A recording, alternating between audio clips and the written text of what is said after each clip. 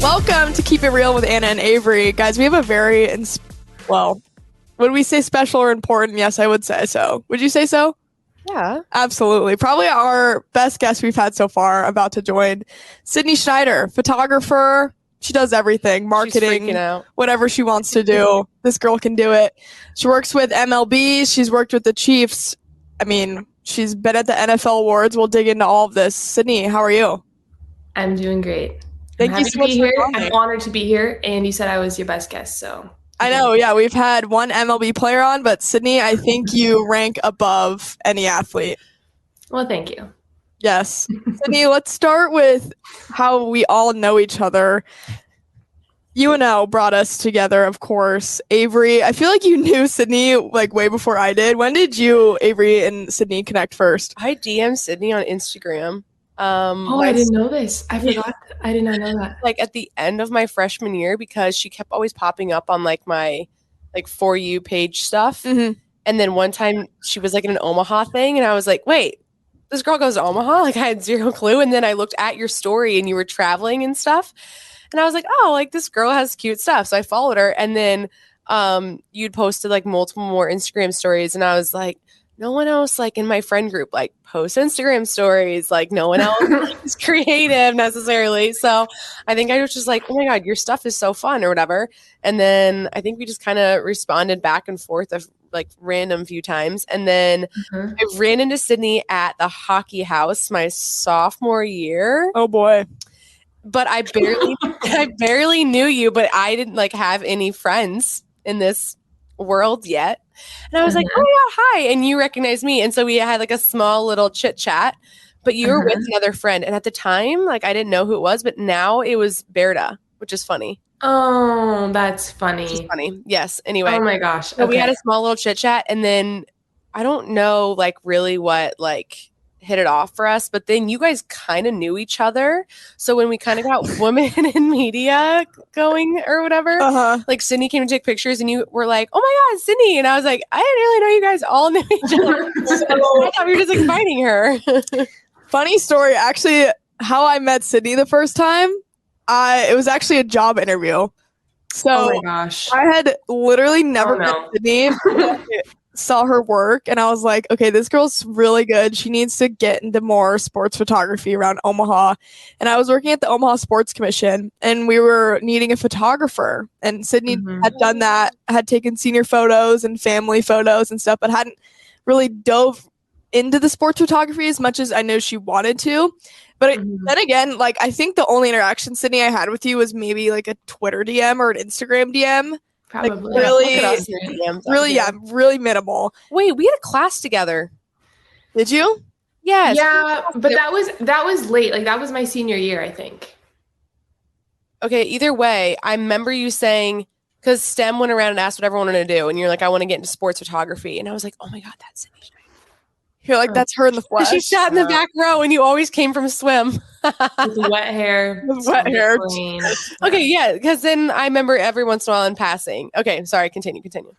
Okay, so I never met Sydney actually and needed a sports photographer at the Omaha Sports Commission. We were about to do the swim trials and like perfect fit for Sydney, right? She's a swimmer. She was a college swimmer and loved it, loved photography. She's great. And so I'm like, hey, like one of my good friends, Sydney, would be so good for this position. I've never met this girl. I've never talked to her, nothing. But I was vouching so hard for you. And I was like, you will love her. And I was like, please, Sydney, just be normal. I was like, please just be a normal person. I was like, I'm going to vouch for you and I'm just going to hope for the best. And oh my gosh, you got the job and you were amazing. And I did get that one. Yeah, that's like the first memory I have of meeting you. I came to the interview in like a suit. Yeah. Like what? In a binder. You had like a binder. Yeah. And I was like, dang, she's prepared. Yeah, I printed my resume. Wait, you had to do an interview for Sports Commission photography for swim trials? No. It was for more than that. Oh, just really know. Because didn't you guys do like the motorbike thing first? Yeah, that was BMX. We did a BMX event first. Got it. Yeah. But it was kind of just to do multiple events, but that first BMX event, which is obviously just super random, but that was like the first like trial of should we let Sydney shoot the swim trials? Be our friend. And be our friend. Yeah, I was texting you, Anna, before that. I'm like, what do I need to bring? Like, when should I be there? You're like texting me, and I'm like, I could get there and this could be so weird and I could be stuck. And it turns out you were pretty normal. And everyone So you didn't know if I was normal either. You're like, who's No. this crazy girl? Yeah, basically. Who just called me her best friend. Yeah. And then afterwards, my boss was like, oh, how long have you guys been friends? And afterwards, I go, yeah, I just met her too. They're like, are you serious, Anna? They're like, did you seriously just lie to us? I was like, yeah, I did. You're like, well, I saw her stuff. So. And I was like, this will be the best decision you guys make. I promise. And it was. So Swim trials was like I forgot about all that stuff. Yeah, swim trials was super fun. I feel like that's when we like all really became like really close and started working a lot together was definitely the swim trials. Yeah. And that ended up happening in 2021 summer where it was supposed to happen in 2020 summer, obviously. So like delayed and whatnot. But Sydney, for you as a former swimmer, what was that experience like from your perspective? I think if it wouldn't have been for the swim trials, I don't think I would have gotten like nose deep in sports photography. It being like my sport and it being like the highest level of competition, making it to the Olympics, I think that was like the most inspirational week. Like, I don't even know if I can describe it really, but I had just ended my swim career. I had just graduated, and then this opportunity had come. So I'm there like with Olympians that I had looked up to my literal entire life. And rather than being in the pool, like swimming, competing, I was there on the outside kind of photographing them. And it kind of like gave me this like outlook, like this would be really cool to keep doing, maybe not just in swimming, but for other sports, because it gives me a very similar, I don't know if I want to say sensation, but like feeling of competing, like your adrenaline really gets going. And I just loved it. It was a very surreal experience. Yeah. I mean, you got to take photos of Michael Phelps. He wasn't swimming, but he was still there with his kids. How cool was that? Crazy. I still look at those photos from time to time and like I'm so close to him. And I think at the time it was almost like I didn't like quite realize like he's literally, I could almost touch him. Literally. And there's so many other like Nathan Adrian ended his swimming career. He didn't end up making the Olympic team and kind of like said farewell to swimming. And his cover photo on his Instagram post was a photo that I took. Yeah. And I had idolized him for years and years. I literally had a poster of him in my room.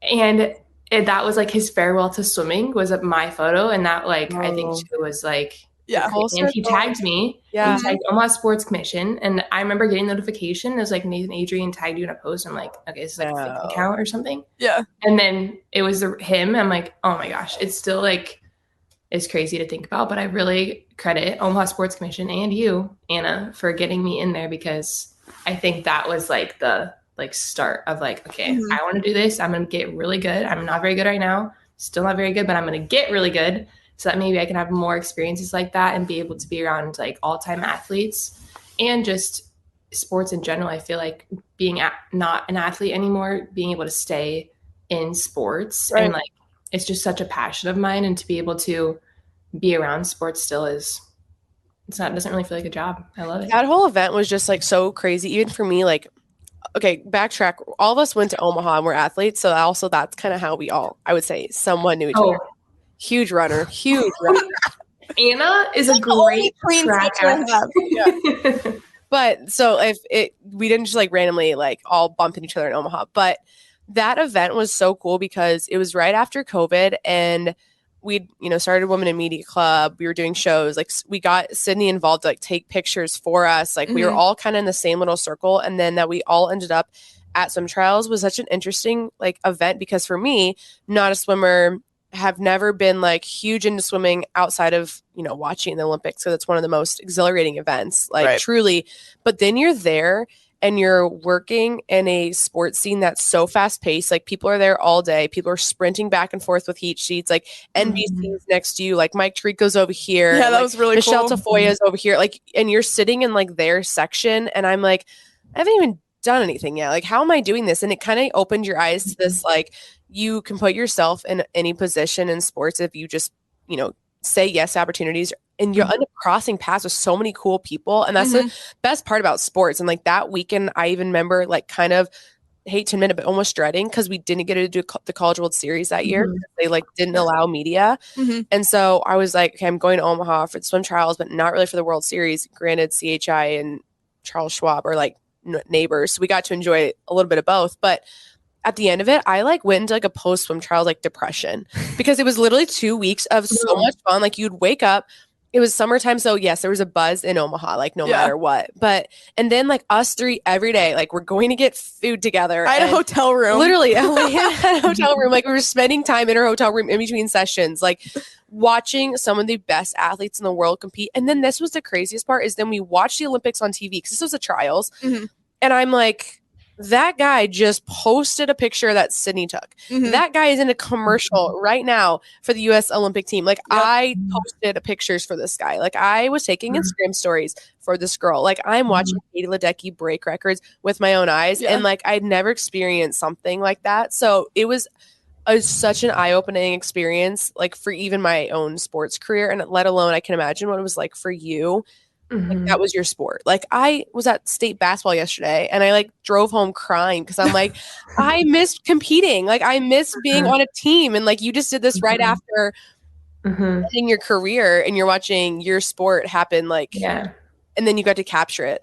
That was like my favorite thing that we ever did. Oh my gosh. And now the Olympic swim trials aren't coming back to Omaha. So that was kind of like totally the cap. And we were there and that's crazy. And so the sport of swimming, especially, and the athletes that were there that year, like that was a big Olympics. Like that was huge. Big trials, and we were there. And I can't believe it. It was crazy. And we got a picture with Caleb Dressel. We did at the very end. Me and Sydney. So we were like in the tunnels. To send it to me too. Yeah, we were in the tunnels. And if you don't know Caleb Dressel, like look him up now, and especially look at the picture Sydney took of him. He's like and his wife, by the way, ever. Wife posted Sydney's pictures. Yeah, and Anywho, you're in the Dressel family, girl. You're in there for sure. But we met Caleb Dressel. And he was just like walking through like the staff area. I really don't know why he was, but we saw him. We're like, okay, like we need a picture. We were like, he was walking by it was over. Like the trial was over. Like he did not want to be talking to really anyone. Like he's trying to leave. And we're like, hey, like we need a picture with you, sir. But he was more than happy to. It was so cool. Funny too is like the rest of the week, like you just be like walking by like, you know, Michael Phelps or Caleb or like Ryan Lochte, and you're like, acting like it's no big deal. Have to be professional. Hey, how are you? Like, great job. Watching them in the press conference and you're like 5 feet away. Then they're playing it on the national news that night and you're like, I was in that room. Yeah. And now you guys are like, screw it, picture, it's happening. Ryan goes out with Ana. Like, I wish he went out with us, but I was walking by the hotel. I think it was like the Hilton that all the swimmers stayed at. And Ryan Lochte's just sitting outside, just hanging out, chilling in like, Omaha, doing nothing. Anna is like, I'm gonna go up to him, and I'm like, you look like you need someone to talk to because he just didn't make. You said, no, I didn't say that. He didn't. He looked really sad though. And then I was with like two of my friends. I'm like, dude, that's Ryan Lochte. So we walked past him, and it's so funny. I just waved at him. I go, oh hey, like just like I saw a buddy. And then he waved back, and then I walked, and then I'm like, "Hold on, that was Ryan Lochte. Oh. I need to go back." And I drag out my friends. I turn around. Can I do an interview real quick? I should have. And I'm like, "Hey Ryan, like, I just want to congratulate you on your career. Like, you did great, and I hope you're doing well." And we took pictures together. We took like this selfie. Yep. And then when I was walking away, he did wink at me. I will say that. And I'll leave it at that. He did. I'm not kidding. It was dark. Yes, you did. I swear to God. But the best part about this is both times I'm not here and you guys. Yeah, Averie's like bad luck. She never gets any of the good photos of us. Yeah. I had a great 2 weeks that weekend. You guys, it's all right. Sorry about that. That's okay. It's fine. But anyway, we wanted to get into this because I think all three of us are going through something similar but different about. There's no linear career path in what we do. Like just, it's basically what you make of it, how you create what you create. And I know Sydney and I have talked about this a lot lately, but it's weird, the timing of things, but at the same time, it's not, because of the places we've put ourselves in and who we end up meeting and the opportunities that in a weird way seem to be presented in front of us. Yeah. And I think sometimes, I know you don't, so I'll do it for you, but you don't give yourself enough credit because you put yourself in great positions and you've put in all the work and you go like the extra mile every time to make sure your work is done correctly and on time and edited correctly and doing what the client wants. And just the attention to detail that every time an opportunity comes, it's like a no-brainer. At least for me and Anna, we're like, of course she got that. Like, of course, like she's the best. There, like, I have no doubt in my mind that you're the best sports photographer in any room. Yeah, and so we know you would never say that, obviously. So we're going to do it, but we talk about this a lot. Like, how do we put ourselves in the best position to be successful for the next thing, or also just give everything we have right now, because it'll ultimately lead to that next thing. Will you talk about quickly after college the job search situation, and then because you took the position in Kansas City, like what that opened up for you and just kind of how it all, played out to what you're doing today? Sure. So post grad, I was in Omaha and I stayed in Omaha for a year, and it was a lot of job applications, a lot of interviews, a lot of ones I felt I was very qualified for, and I would have great interviews. I had one, a really great one, and it was a female photographer, and she had told me, I see so much of myself in you. This is going to be a great fit. Like, I felt like I had it. And then the next day I got a no. So I'm like, okay. So like so many no's. Through a mutual connection, I applied for a job at an ad agency in Kansas City. It wasn't in sports, but my degree was in marketing and public relations. So I'm like, that would be cool to work more agency work. That's what my degree's in. Aside from sports photography, maybe I could continue this on the side. So I took it. I moved to Kansas City. And within like 2 weeks, I got an email from MLB. And it was a position that I hadn't applied for, actually, which is crazy. Through connections and people that I had met, and also doing work for the Omaha Storm Chasers, which is the Royals AAA affiliate. Thanks to Anna. Shout out Anna. They had seen some of my work of some of the players that were kind of up and coming, Bobby Witt Jr. And I'd seen, I took those photos, had heard my name from a couple other people. I interviewed for that position, got the position a week later, started a week after that, basically. So then I was working at an ad agency and shooting for Major League Baseball for the rest of the season. So my position was essentially, I was a live content creator. So I'm shooting all the home games, but mostly for the away team. Like, I'm getting content for the away team, mostly, still some home team stuff. But that was crazy because I felt like if I wouldn't have taken like the leap of faith and moved to Kansas City, just wanting to get out and doing something new, they probably wouldn't have reached out to me because I wouldn't have been local to Kansas City, and they wouldn't have wanted to wait for me to move and find something. It was kind of a last minute fill position because the girl previously, who I kind of knew a little bit, had left. And it was really just like they needed someone quick. I had just moved. It was perfect timing, really.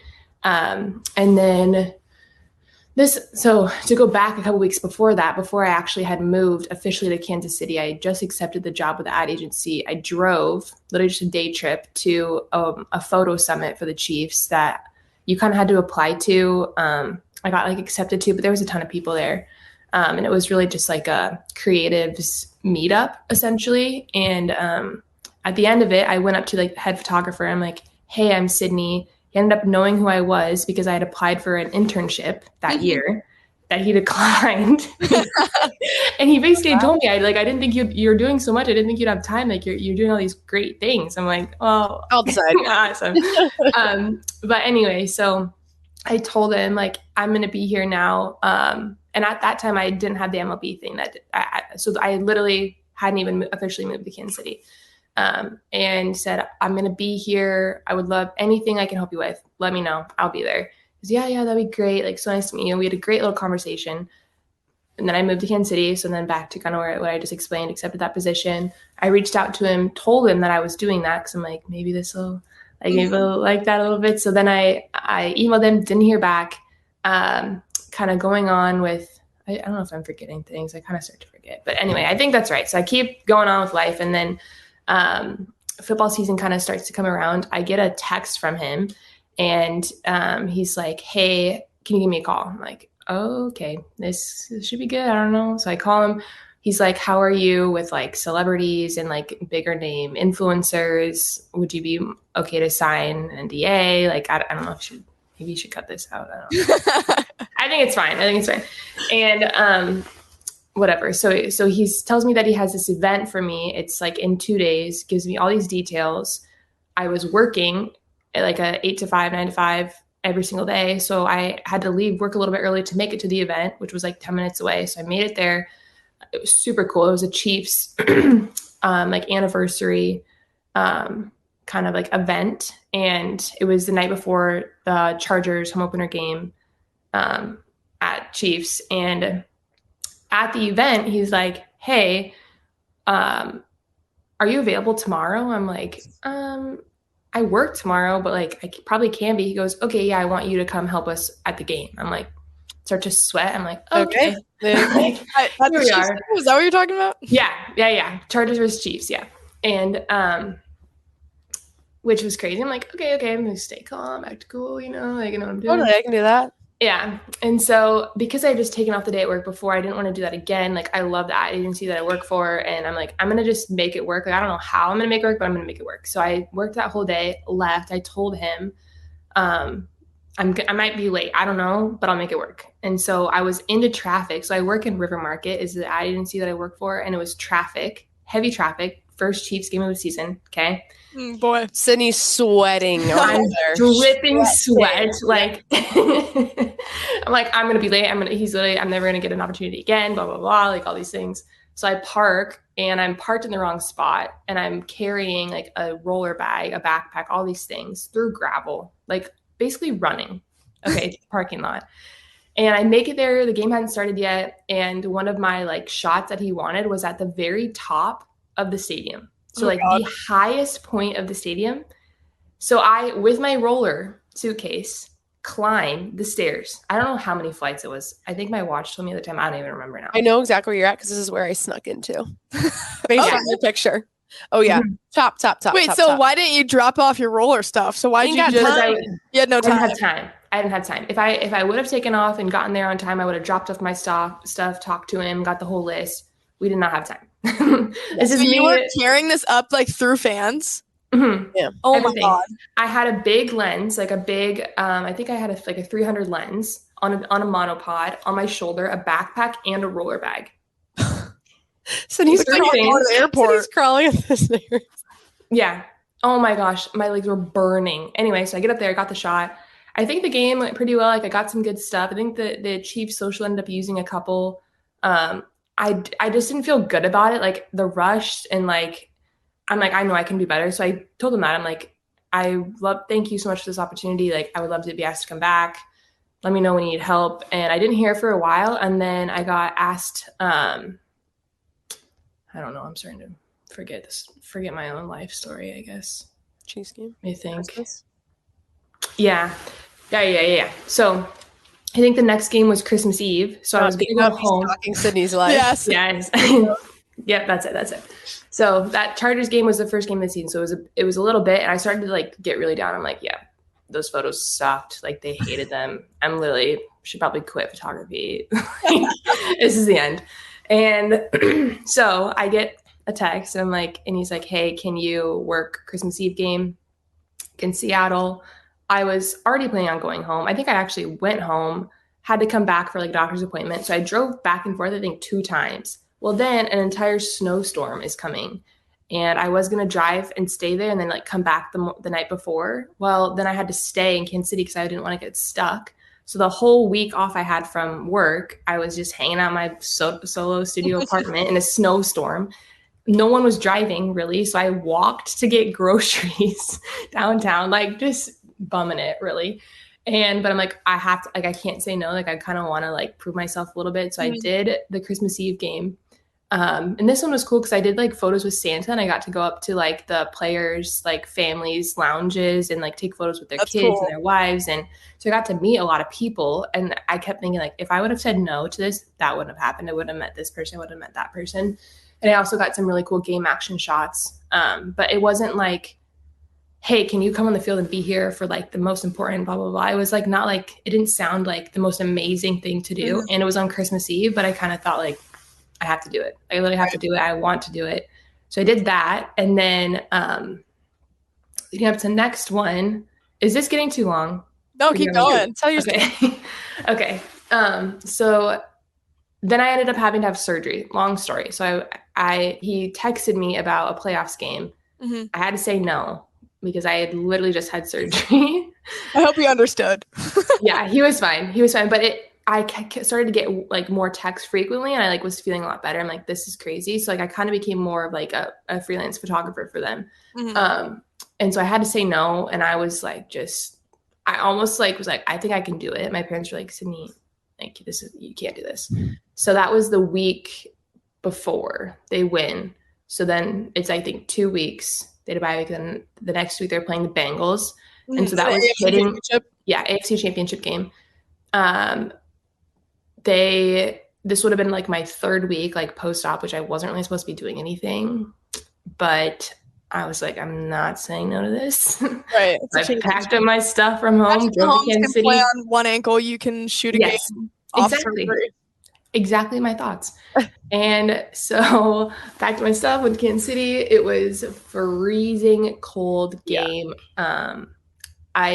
After the game, I looked at my watch. I had walked like 9.98 miles, like a whole bunch of flights of stairs. I was hurting the next day. I'm not gonna lie, I was hurting, but it was amazing. Like your pictures were unreal. Yeah, your pictures were insane. How old were you though? Like, how are you clicking the buttons?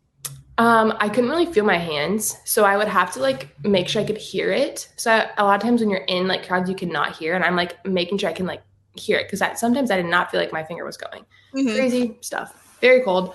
So I did a lot of fan stuff that game, and then obviously they win, the trophy presentation, all the confetti, the signage stuff. Got to go down and like I stuffed confetti into my pockets. I have it in a plastic bag. You should. I do the same. Yeah. So that was kind of like, it all kind of made sense. And like, I knew that I needed to be there. I knew I needed to go to the game before that and kind of just grind through it, because if I probably would have kept saying no or like didn't make it work, maybe you would have stopped asking kind of thing. And now he, where I would say are pretty close, and he's given me a lot of really great opportunities. I just did the 101 awards, thanks to him. So I'm kind of more on like their freelance list and who he's pulling from. I was in Scottsdale for my ad agency, a work retreat, same week as Waste Management in the Super Bowl, just coincidentally, like was not planned. That's crazy. But I texted him. I'm like, hey, I'm in Scottsdale. Do you need anything? And he ended up giving me like a list of stuff that he needed. So I was kind of like double timing, like working. Like we got to dinner, I like bring my camera, like still trying to get some photos. And the next morning was First Take, the ESPN show. Mm-hmm. And got some really cool photos of that. That was the Stephen A. picture is so hard. That one's good. So cool. He came right up to me, and I think he thought like I was the camera that he was supposed to be looking at, talking to. And when I rewatched the clip, I'm like, I think I completely messed them up. But I got some great pictures because I went to where I'm like, if I stand here, I'm gonna get some good pics, and I did. So you have people on your camera that like I can't believe there's like pictures on your phone and on your camera of people that you have. That's crazy. Yeah. You're some of the like, coolest people for sure. Oh, going back, Michael Phelps, Ryan Lochte, obviously. Caleb Dressel. More recently, Patrick Mahomes, Travis Kelce, Isaiah Pacheco. Jalen Hurts to drop that. Yeah, Jalen Hurts. Photos of him. Oh God, you're just like casually sending us videos of him, like nice videos. I'm like, I shouldn't have these videos on my phone. The thing about Sydney, like if you don't know her, even just as a friend of Sydney, girl does not say anything before she goes to these events. No. All of a sudden, she's like, posting with Jalen Hurts, and we're like, what? Yeah. Like, where are you? What are you doing? She just shows up places. And doesn't tell anybody, like us, who you should tell. Well, the explanation to that is literally I find out about things right before 24 to 40 hours before. That's fair. Yeah.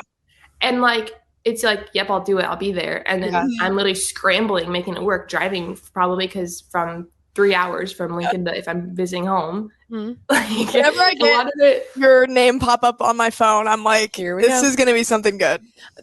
My favorite friend outside of like when we were not together, like memory probably was this past weekend because you're at NFL Awards and you send me a video of Laura Rutledge. Okay. Casual. Favorite person ever. Yeah. And you're like 5 feet away from her. Yeah. We like think we're her. And I like, just posse. saw her in Scottsdale, which was super funny. Mm-hmm. So all of you guys have talked to her in the past few weeks. I'm just like, okay, whatever. Anyway, but then Anna's at a Team Jack Gala, like interviewing Husker stars, sitting next to people. Yeah. I'm like kind of just being a loser at a hockey game. Like, the only thing exciting was that was sold out crowd, whatever. But I was like, oh my God, like Sydney's texting us about Jalen Hurts. Anna just interviewed like Kenny Bell and Luke Gifford and is sitting next to Coach Rule. Like, what are we, how are we, what's going on? Like, I was just like sitting there like. I'll tell you the answer to why that is because of women in media at UNL. That's it. That's literally the only reason. I swear. I don't tell you guys this enough, but like that year, my senior year, when I was doing that with you guys, was like okay, I think I can do this. Like having other like female athlete past Anna, still counting you. Well, athlete baby. Hold on. To like grinding in their sport, grinding in school, and also like a future career. It was like truly, okay, I can do this. And I credit both of you to literally every opportunity that I've ever had. I'm not even kidding. Along with a lot of other people along the way. But it was like the I think I can actually do this kind of thing, because there was a lot of doubt like throughout my college years to like why I wasn't really doing a ton of sports stuff. I was really confident in weddings. I was really confident in seniors, and like I had my sport, like I'm doing my sport, like I don't need to try to attempt that. Like the styles are so different, the equipment is so different, like I just don't know if I can do that. And women in media got me into it. Truly, that's why I know it's crazy how much it helps having fellow women with you in the same passion. I mean, we do different things, we all have different strengths and whatnot, but like having people there that are just there to cheer you on simply, that you can just send a text to or ask a question about or anything, helps so much growing your career. I mean, I would not be where I am without both of you either. And just the encouragement, and Alexa Blaze as well, just like that whole group that we had that was super into our career and our passion and would go the extra step to do something. Whereas a lot of students are in college just to graduate, right? Or just to do their sport. But there was so much more in between us and the women in media group and everyone that was in that knew they wanted to do a little bit more than what they got in the classroom or what they got on the track or on the field or whatever their sport was. And that's what really separated us. And as you guys are talking, it really reminds me of this quote my dad always told me growing up. He always told me, whenever anyone says that you're lucky, he's like, luck is when hard work meets opportunity. So like you can say you're lucky all you want and you got this because, I was in the right place, right time.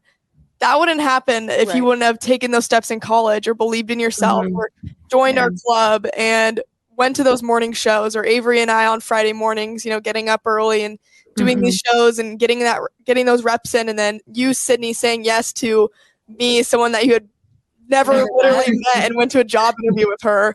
Like just because you put yourself out there, that puts you in those positions. It's not luck. Luck is not even a real thing. Luck is not a real thing. It's when unless you're at the casino, it's not a real thing. It's your hard work, it's an opportunity, and then you get put in that place because of everything that you've done. So never ever that you're lucky, Sydney and Avarie. You guys have worked so hard, and I've loved watching you both grow so much. Well, so thanks, Anna. It's hard. It is hard though, because luck is like, it's one of those things. I feel so lucky to be in these opportunities, and I don't feel deserving, and I don't feel like I'm, to be honest, good enough to be there, because there's amazing photographers. I'm around these amazing athletes, but it's a good reminder to kind of think back to like, okay, the day that I grinded driving through traffic to get there, climbing up the steps, the day that the week that I stayed in Kansas City all alone on my only really week off for Christmas, like stuff like that, where like those opportunities gave me like a little maybe inch ahead, or like opened up one more door. Yeah. And I'm probably forgetting a lot of things along the way and other little things, but yeah, I think the biggest thing for us three too is like, it really is what we're passionate about. So even though there's a lot of these stories that's like the grinding details, like at least I know I feel this way. It doesn't feel like work for me, So I think that's the biggest attribute, is we pour everything into it. And I think like if I can give advice to people that are younger, that are because I think me and Sid talked about this. Like someone reached out to her about on TikTok, was like when she made a reel about, going to the AFC Championship game. Like, how did you get into this position? And you started sharing your story and you're like, what am I doing? Like, I haven't made it yet. And I'm like, you 100% have made it. Like, look at all the work that you've put into it because it's led you to shoot Patrick Mahomes and Travis Kelce. Like, you can't get any better than how do you get bigger? Patrick Mahomes, Travis Kelce, Michael Phelps. Right. Like, are you kidding me? And so I think sometimes we put like being a veteran in your career path with like making it. But I think if you list off all the events and all the cool things you've been to and experienced, people you've met, and then look back on why you were able to do that, that's all comes with passion. And that's the thing I think about luck too. People say, oh, right place, right time. Yes, because I put myself the right place at the right time. And it's this, and people say all the time, like saying yes, saying yes, saying yes. But it's also just like every moment that I know I've been like, I don't know if I want to go, or I don't know if it's worth it. Every single time that I go to those, they end up being the most amazing events. I end up meeting Cannot agree more. The best people, like every single time. And so it is the saying yes, but it's also just being passionate. And I feel like every single time we're at an event, it's like looking for the tiny moments of passion, not from us, but others around us, because that's what we like to capture. That's what we literally capture or tell the story. Right. And that's my favorite part of watching you guys too, is because you always find like the little nuggets, Sydney, like of things that I that people aren't seeing. And then like Ana does it in her storytelling too. Like she asks the questions that people might not be asking, or like finding details about people, because that's what we love to do in sports. It's because we were athletes, but there's so much more than just the athlete or the game. Right. That I mean, obviously I appreciate, and I think I know more because I know your guys' style and I know what you guys are doing. But if you aren't their friends, like it's fun to watch that display. Yeah, cannot agree more. And I think women also deal with imposter syndrome a lot, and like it's something that tell me a little bit more about this. Yeah, I'm not aware. It's just it sucks because I don't know what it is, but I mean, it's something that everyone deals with at one point or another in their career of like, oh my God, wait, should I be here? Should I be doing this? Like, I don't fit with this group or whatever, or like, I'm not good enough. It's like just those voices in your head that you're like, okay, like I can't listen to that and whatever. Like, I'm here for a reason. And I think that happens because things start to get a little bit easier for you. Like you start, like Sydney, like in your photography, like things are easier to you now that weren't before. So then I feel like once things start getting easier because you're just simply better at them, it might make you feel like, oh my God, should I be doing this? Like, why aren't I grinding as hard as I was back in this year or whatever? Like, I feel that sometimes too. I'm like, am I not working as hard, or am I just handling tough better?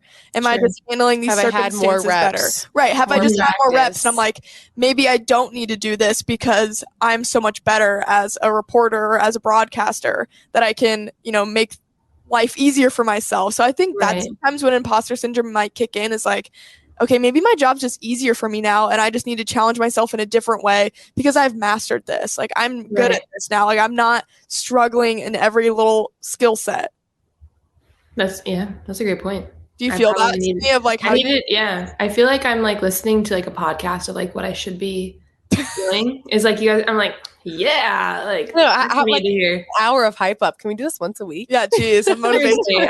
I feel good right now. No, I would definitely agree. I think as you kind of grow and learn and figure things out, more opportunities come, and then it starts to completely question everything in your head. And I think you explained that perfectly, better than I could have. I feel that, but I probably couldn't have explained it. For you, said what? Like we said, you're killing it right now. You're capturing some of the best athletes in the world. When you say, I haven't made it yet, respectfully, you have. But second of all, what for you would define like your ultimate dream? Like, what is the pinnacle of Sydney's career?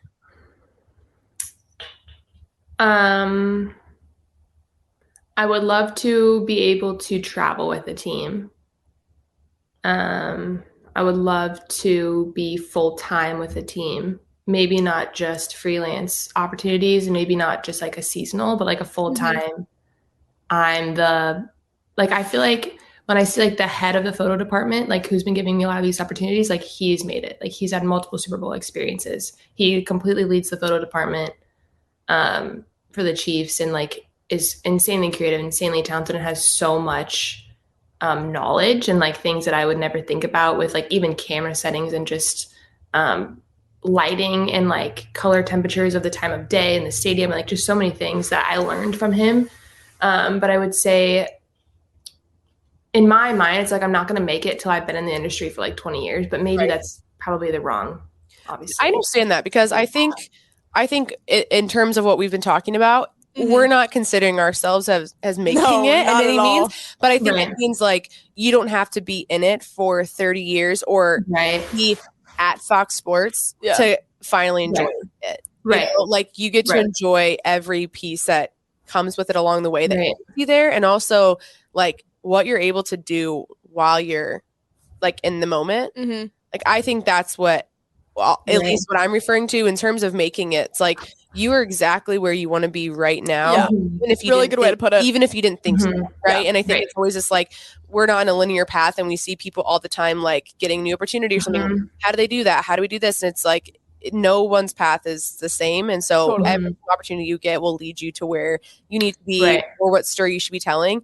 So in terms of making it, that's kind of what I'm referring to, but like enjoying it where we're at. When a time where I would say at least a year ago, would I think that this is what I'd be doing or this is what I'd be capturing. Right. I mean, you have to like humble yourself because you're like, okay, 5 years ago, I would look up to myself. And I think both of you would say the same, right? I like that. If somebody was in your shoes that you are in now and you were 5 years younger, you'd be like, oh my God, I want to be her. I want to follow her footsteps, right? So like give yourself the flowers while you can still smell them, because reporters and photographers get so caught up in next thing, and I do too. I'm like, what's gonna be my next big gig? What's gonna be my next big interview? But it's like, I just interviewed freaking Alex Smith. Like, I should be really happy with that, and I am, and I'm proud. And that was a really awesome moment for me. But you can't help but think of the next thing, and that's just because we're different people and our drive and our passion that we're always wanting to get better and better. And this also leads me to another topic I wanted to bring up about competition and how I think the Women in Media group changed that perspective for a lot of people, and I think all of us, and how there was always this thing with women in our industries, especially in sports, of it's got to be a competition. She's better than me. She's worse than me. Why can't I do what she's doing? Why can't I do it that person's doing? Whatever. But I think within the recent years, especially with Galvanize and what Laura Oakman's been doing with her organization as well, I mean, that's what inspired me to even hit everyone up and say, let's make a Women in Media club, right? Is because there's already been those sort of groups created for the sole reason of women don't need to compete. Like, we already have enough going against us to where we need to uplift each other and be each other's biggest fans, because a lot of people aren't. And a lot of people are going to tell women that they shouldn't be there. And a lot of men and other women are going to criticize you for being in the spot you are in, or hate you for being successful. And that's sometimes simply based on the fact that you're a woman. They don't want you in sports, and they don't want you at the table, and they don't want you ruining whatever they have going on in their club. But it's so different now, our perspectives, I think, on competition, because I think the most successful people are willing to share and willing to help. And I'm sure you've encountered that with the mentors that we've all had. I mean, think of Laura Rutledge. She never says no to giving advice, to talking to college students, to saying hello or taking a picture. And that's not only because she's like a humble and great person, but also because you can be secure with the spot you are in life and be willing to share and not thinking, oh God, I need to compete with this other person on ESPN or Fox Sports. It doesn't matter. As long as you know that you're only competing with yourself and staying in your own lane, literally, then everything else will fall into place. I think I used to, I can't speak for everyone, but like get so caught up in, oh my God, how is this girl from this school doing this opportunity, right? And that is so toxic, and that is not helpful in your own path whatsoever. And once I realized and got over that and was like, okay, everyone, just like what Avarie's been saying, everyone's on their own path. It's not a straight line. It's going to go up and down. It's going to look different than everybody else, especially in this day and age of social media.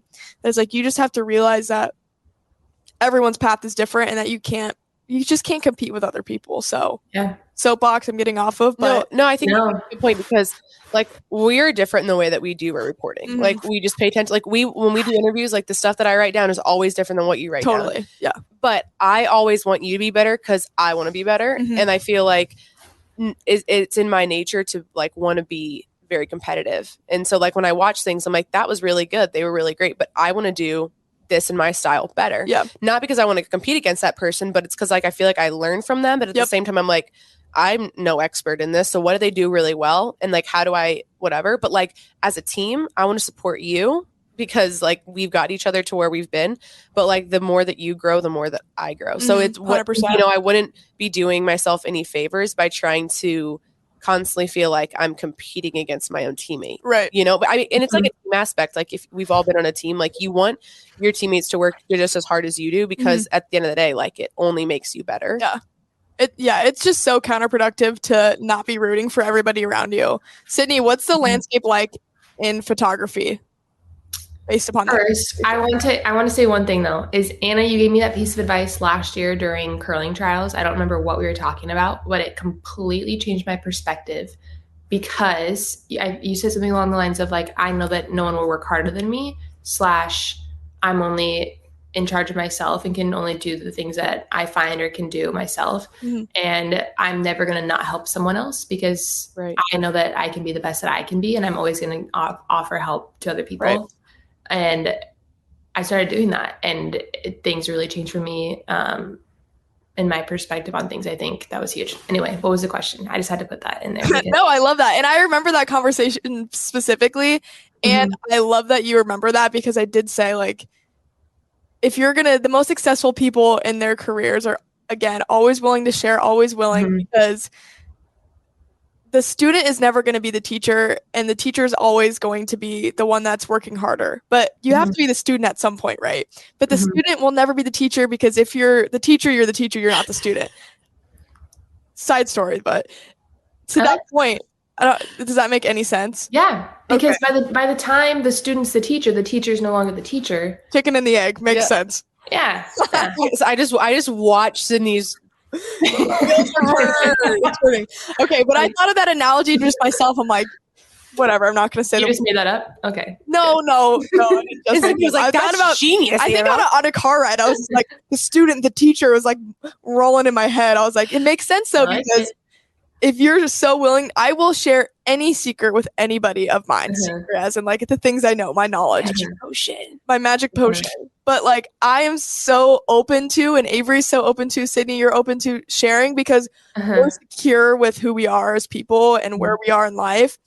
That's like, why wouldn't you, give away your recipes to somebody else? Because they can do whatever they want with them. It doesn't matter because you control how hard you work. And no matter what, you're still going to be doing better than the student. Yep. Yeah. So, yeah. But my question for you, Sydney, was me and Avarie see the reporting side so much of the landscape and the culture and the environment, but I want to hear it from a photographer community because it's like a whole other community in itself. Yeah. It really depends on where I'm at. It's different. I've been able to meet a lot of really, really, really, really, really talented and kind female photographers through the MLB Live content team, through social media. Like you'll kind of see if it's in there by like MLB Live content. We kind of know that we're all doing the same job in all of the ballparks kind of all over the US. And I've been able to meet a lot of cool people that way. However, a lot of in-game experiences would be there's me and there's 5-6 other guys. Right. And it's always a bit, sometimes you get quizzed out on some questions that they probably wouldn't ask the guy next to them, but they kind of just want to see if you know what you're doing. So I always kind of have to feel like I'm on top of it. From another photographer, gave me kind of a tip to tape the lineup on my hood of my camera, because with MLB, I'm like live uploading through my phone with a cable for social media for the away team. And you have to label them who the player is. Kind of got made fun of for that. Like I couldn't remember the entire lineup. Like, why do I have it taped on my lens hood, which I maybe get, but also it's a new team like every week, is it not? Yeah. Who knows every single, I don't even know. Does the lineup not change game to game? Yeah. Yeah, and I just like I want to make sure I have the right number, and it's like a double check. I'm going to be the best at my job, Absolutely. and maybe you're going off your memory, but maybe your memory will fail you. It's not going to fail me because I have it taped there. Yeah. Try me, bruh. So there's some little things like that. Sometimes fans. So I'm on the third base side, and there's a lot of like obviously fans right beside. So there's the dugout, and then there's like the little photo well, and I'm right there, and then there's fans right there.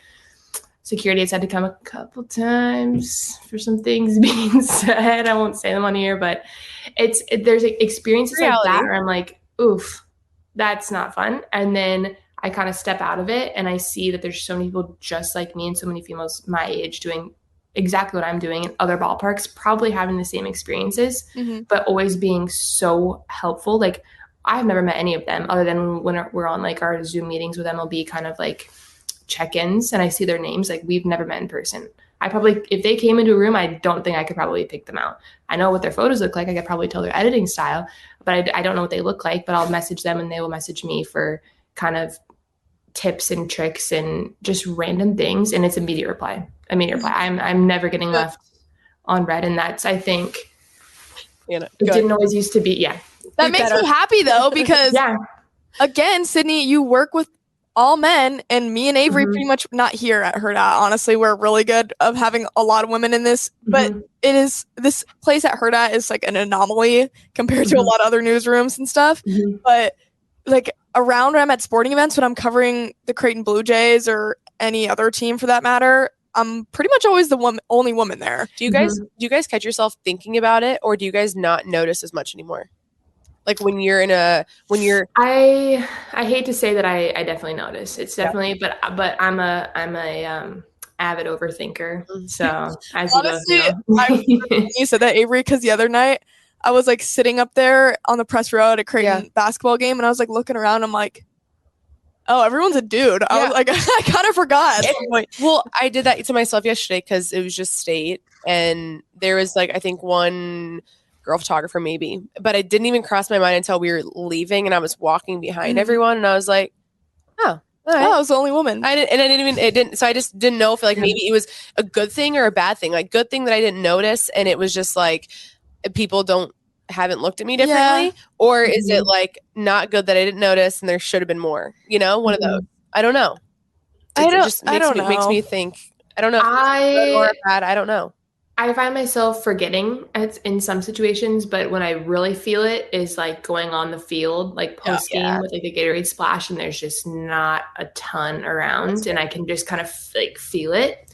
But there's a great female videographer for the Royals. There's a lot around. It's not every day. Like I see them, I follow them, I communicate with them, but I don't see them every day. So like I would say kind of a half and half.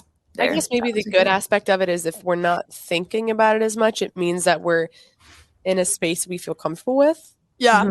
Like, I don't feel threatened by the men that work in Omaha. No. It's just, like, they're all great and they're nice guys. But it would be more fun and a more welcoming environment, not to their fault, but just in general, if there are more women, right? You're always going to feel more comfortable if you see somebody that looks like you and you're like, okay, I can go to her. I can talk to her. Again, if you can see it, you can be it. We've always said that. Like, I will say that. I want that on my tombstone. I was like, Anna wants it across her forehead. I will tattoo that on my face. Like, visibility matters so much because you don't think you belong somewhere unless you see somebody that looks like you or is doing something similar to you, because it's so discouraging to not see other women in certain fields. And you think about us in sports and stuff, it's even worse in like STEM, engineering and math and everything like that. It's like even worse. And I think those areas need so many more strides as well, and what those women have gone through.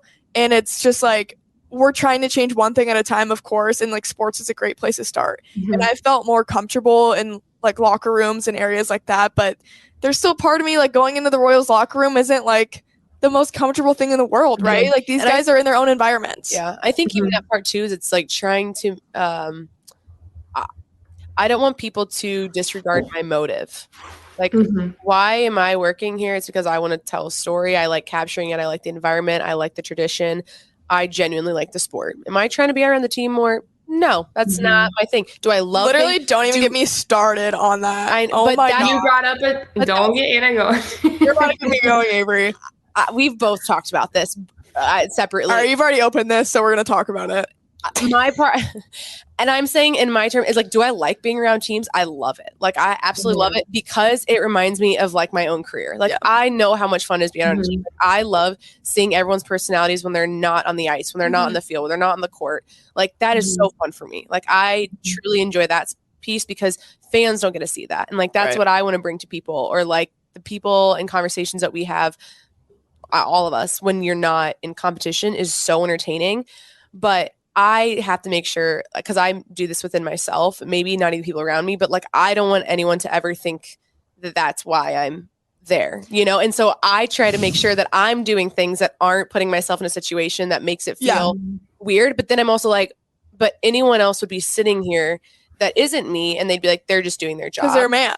And so, and it's not something I'm faulting anyone around me for. I'm just saying, it's something, it's a part of that imposter syndrome a little bit. I have to make sure that I'm always making sure, am I making someone else uncomfortable, or is anyone else thinking that I'm here for a different reason? How do I go? But you should never have to think that. You should never ever have to think totally. that. But I understand that. I get that. But it's just like, those are things that go within the job sometimes that I don't think are spoken about, but we do it to ourselves. Like, at least I do sometimes. Like think about it. Yeah. I'm like, I don't want anyone to think that, like, or how do I go above and beyond to make sure I'm like truly showing people that I'm just here to do this.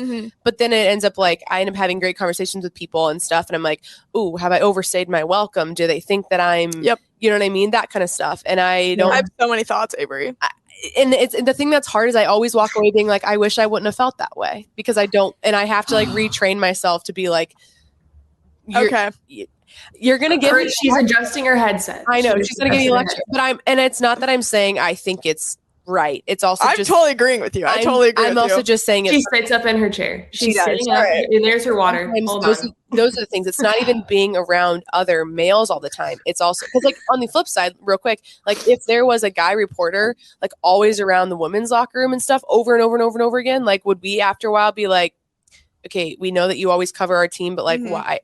I did something I guess I wasn't used to at Omaha, so I'm just curious. Maybe it goes both ways, but that's something for me personally. Probably. I have to feel like I have to focus on when I don't want to have to focus on that. Oh my gosh, Averie. Wow. There's so many things that came rushing into my mind as you were speaking, but I was being so polite and not interrupting, because what you said is very true. And it's a real thing that women deal with. And Sydney, I know you've dealt with this. We've all talked about this, like in our own group chats and stuff. Yeah. Where to start? Wow. Sydney goes, do you think this will go over an hour? And is like, no, like 40 minutes. Oh, no. Well, now that you brought that up, Averie. I do have a Zoom call in like 15 minutes, but okay. No, we'll finish before then. No, it just one thing leads to another. Yeah, one thing leads to another. And this is a really important conversation because, so I was on Coffee and Cream with Andrew and Damon. Great guys. Watch this. It was really good. It was a really, really insightful conversation we had about being a woman in sports. It was National Women in Sports Day. And DB asked me, you get all these interviews, all these guys always talk to you, professional athletes, it doesn't matter, they never say no to you. And I'm like, okay, well, I do get a lot of no's that you don't see. Obviously, I don't post when guys don't respond to my DMs, right? I love scrolling through Anna's blue check mark if you DMs. Scroll through my Instagram DMs, like, I'm always reaching out to people. I'm always emailing people. And yeah, I do get a ton of no's, for the matter of fact. And I could show you them anytime you would like to see.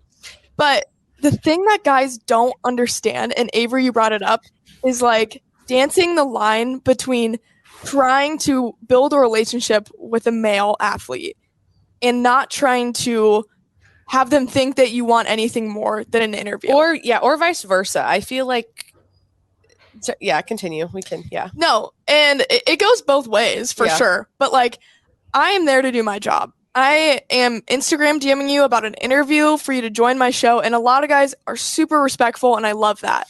But there's always going to be those guys that want to keep DMing or, add me on Snapchat. No, I'm not going to do that. That's what I meant. Not vice versa, as in like me trying to be. Yeah, like I don't think we don't do that, but we don't slide into those DMs like that. I slide into your DM to get an interview and to talk to you or tell you congratulations, right? Nothing more. And like, literally my own family members and friends that I like would say I'm close with go like say to me, who do you think's cute on the team? Like, who talks to you? Like, who does this or that? And I'm like, no one. Like, I don't do that. I'm there for my job. And you would never, ever say that to a man. You would never go up to a man that covers women's basketball and like, oh, which player are you talking to? Because they're probably not. And they're probably way under their league anyways. Side note. But the thing is like being a woman in sports is so hard because guys will never, ever, ever understand how uncomfortable it is to have a guy DMing you over and over, asking for your Snapchat, making like saying uncomfortable things to you when you're just trying to talk to them for an interview, or you're just trying to say congratulations, or you're just trying to say something simple, because it's always something more because I'm a woman. It's always something more. I could never just want an interview, you know, like, and then the thing is, if they make advances onto you, guys just have this entitlement that she should accept my advances. I'm a pro athlete. Like, she should DM me back, you know, like I have this entitlement of why wouldn't she reply to this? Like, I'm verified. I have 700,000 followers. I'm this player. I'm that player. Whereas I'm just doing my job. And I don't need that, right? And it's already hard enough to be a woman in sports, but guys don't understand is like when I put myself out there and DM all these players, I'm also opening up myself to a world full of gross messages of things that you don't want to be DM'd back. People asking for way too much or saying weird things. It's like there's so much more that you risk being a woman, and like literal stalkers. I mean, look at Erin Andrews and what she went through in a freaking hotel room. And there's countless of other stories I'm sure have never been uncovered or told, but like, and everyone's faced it. I know every single one of you, Avarie and Sydney, and every person ever that's a woman that worked in sports has gotten an uncomfortable message from a man, whether that's an athlete, maybe even a coach, or another media member. You face that. And like, guys don't understand that because guys are usually the ones sending them and they're the ones chasing the girls. It's not typically the other way around, and that's society, right? But it's just so much more uncomfortable when it's in a profession. So like, I wish I said that on the show. Like, DB, I understand it. Like, I understood his question, and I get it. Like, you see me with all these awesome athletes, but it's not because I'm a woman. It's because I work hard. I'm passionate and I maintain relationships, and you don't understand the amount of other things that I've had to deal with and the other uncomfortable messages that I've had to endure to get those. Like, beyond like out of 10, and like you get one uncomfortable message or one guy that isn't supposed to be saying that, right? And you just have to ignore that or like completely toss him out of the equation. And then I guess I was saying this earlier, but like if they're advancing on you, it's like, oh my God, if I don't add this guy on Snapchat, will he do the interview with me? Like, you should never have to think that. That is ridiculous of how people just think, and like how guys use their advantage and use their power to like message all these girls. And like, I know I'm not the only one that's dealt with this. Both of you have, I know, and like other women we've talked to. It's just so uncomfortable, and like that's why I'm sharing it on this podcast. And I don't want to share that on a radio show with two men because they honestly might not get it, or they might feel uncomfortable with me saying that. But yeah, it's part of our jobs have been ruined by those messages and like those unwanted advances. It's like, it's such a fine line you have to dance and be so careful with, and it sucks, but it's a part of our job, literally. And I think that's what's hard, is it makes us go above and beyond to second guess what we're doing wrong when we're just like, showing up for our position. Like, but what I'm saying and how I'm saying it, like I'm really very and the thing is, for Sid, it's like not even saying anything because she's just taking pictures, you know. But when we show up to an environment over and over again, because it's our job, it like I said, in terms of like what Sydney and I talked about, us showing up over and over again is like being seen as interest, which is very interesting. Like, no, I have to be here. Like, I work here. This is my job. I'm not showing up because I like you. Yeah. And so I've never like really experienced that, but through conversations with you guys, it's like, that's a really interesting thing. Cause it comes back to, once again, us being like, what happens if I don't like try to mend this situation? And I don't want this to also like bog down all the greatness of our position. It's not, because this is like Anna said, for every like 10 great messages, it's like one. Sydney, what are your thoughts? I have a lot. I think that always worrying about responding or not responding, and will that make it weird when you get to work? I love getting messages for asking about photos. Sometimes they want to know more details. That's fine. I think keeping friendships, but there's a very fine line. Unfortunately, a lot of the male photographers or kind of head photo team are like very close with a lot of the players, and I would love that kind of tight-knit friendship, because then they post your photos and they like your photos. But all at the same time, it just, it's hard and it's different. And I don't know. It just sucks though, because that should not affect your career. And but don't get me wrong, there's so many guys in pro sports and coaches and media guys that I absolutely love and have a good relationship with, and we're friends, and I can text them if I need something, or if they need something, they can always reach out to me.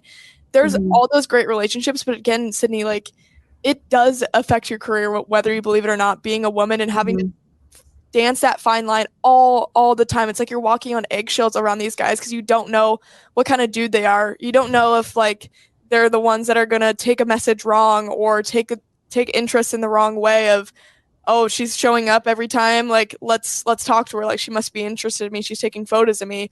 No, that's your job, right? And it's just so different, and it sucks that it affects your career, and it makes me sad to hear that. I mean, like, even for you, like, honestly, like, no career path is safe, because you're always dealing with this, and there's always going to be those people that think that you are in this for something different, and you want something more than what you're seeking out to do, taking photos or getting interviews or working. It's crazy. All right, Sydney. Oh, Anna. Let's wrap this up on a positive note. Do you have any cool stories of these athletes that you work with in the last few minutes of this pod? Well, something that I was going to bring up earlier was working alongside Laura Rutledge this weekend, or kind of maybe not working alongside, but getting photos of her that she ended up posting was really full circle, because she talked to a women in media club in college, and that was really inspiring. And I told her that in a message when I sent her photos to her, and she ended up posting them, and that was great, and tagging me and giving me credit, which was amazing. So that was a really cool kind of full circle experience that I meant to say earlier. As far as kind of cool stories,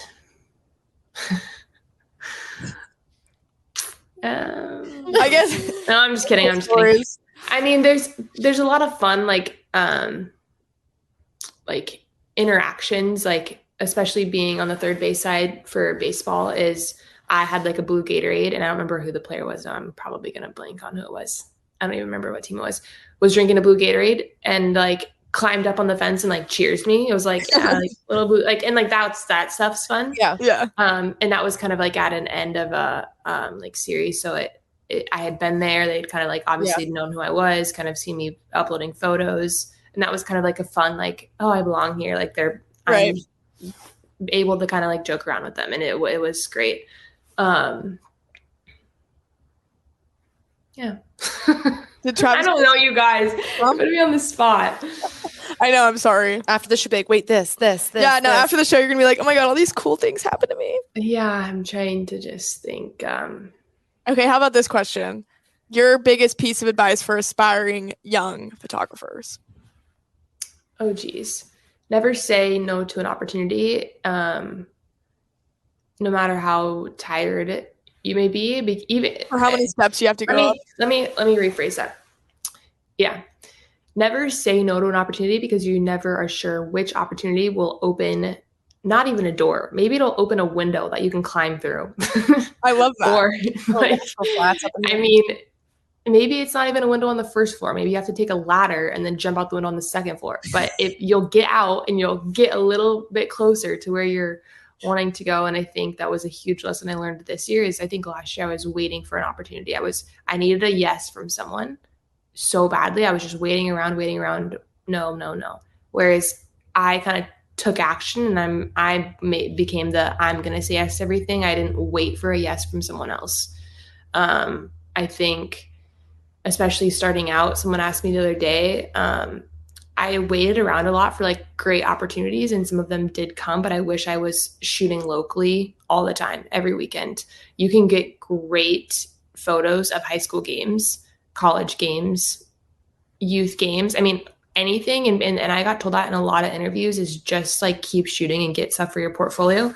Obviously, the bigger names are impressive, maybe more impressive, but if you're mastering your skill and getting good, you can get really cool photos. And I almost think it's more impressive, maybe not youth necessarily, but to have like an amazing shot of a high school basketball game that looks like it's on an NBA court. Like that's impressive because you have a creative eye and you're able to do something with a smaller stage.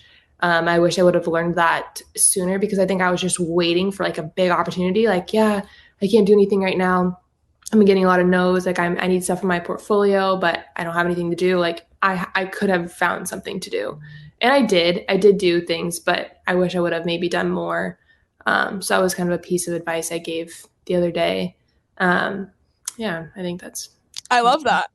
Well, Sydney, we are so very proud of you. Thank you so much for joining. We love you. Thank you, guys. We're your biggest cheerleaders. That we are. We are. Well, you guys keep me inspired. Avarie and Ana both. You have helped me more than you know. I will say that. Aww. Truly. So team. Truly. Well, Sydney, thank you so much for joining. Again, we love you. Good luck with everything. We'll be watching. I'll just wait for the next text when you're all of a sudden with Jalen Hurts. So that's fine. Jeez. Let's have a 3 weeks in the cultural series together. Yeah, we'll catch back up then. Okay. All right, Sid. Thank you. A Hurrdat Sports Network production.